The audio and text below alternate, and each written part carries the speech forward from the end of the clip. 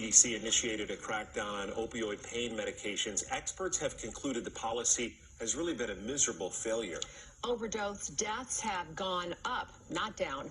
And now courts are starting to recognize the arguments used to justify the crackdown are really largely bogus. The I-Team's George Knapp has the latest.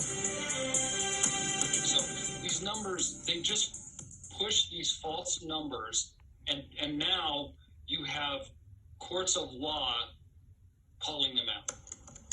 Las Vegas physician Dan Laird has a unique vantage point from which to evaluate the great opioid crackdown. He's not only a pain management doctor, but is also an attorney who's represented patients who suffered after being denied legal medications. Of the 50 million Americans plagued by chronic pain, about 20 million depend on prescription opioids to try and lead somewhat normal lives. Since 2016, those millions have suffered immensely because of a war on legal pain meds. Chronic pain patients are basically in a fight for their lives.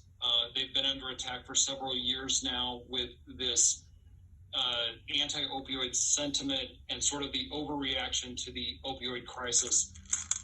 Laird says the campaign against opioids is largely about money. More than 1,500 civil lawsuits have been filed against drug companies by state and local governments, including in Nevada, as officials and trial lawyers eye multi-billion-dollar settlements. But the lawsuits, most of which accuse Big Pharma of being a public nuisance for causing the opioid epidemic, are starting to fall apart. In California this month, a lower court tossed out a huge lawsuit with a scathing opinion that found the underlying facts don't support the allegation that 25% of opioid patients get addicted. And in Oklahoma, the state Supreme Court reached a similar conclusion and held the benefits of opioid meds far outweigh the risks. But the litigation narrative, the narrative that the trial lawyers want to push is that it's prescribed opioids that are causing all of these deaths. But prescription drugs are not the cause of a spike in overdose deaths. 90,000 ODs were recorded in 2020, a huge increase, but 87% of those were caused by illegal street drugs, notably fentanyl and heroin, not prescription medication.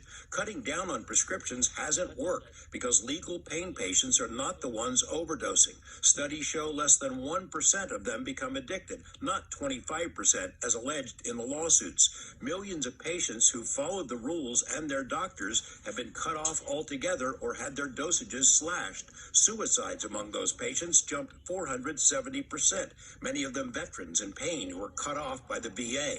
Patients are starting to fight back by suing doctors and hospitals who deny legitimate medications. Also coming under scrutiny are the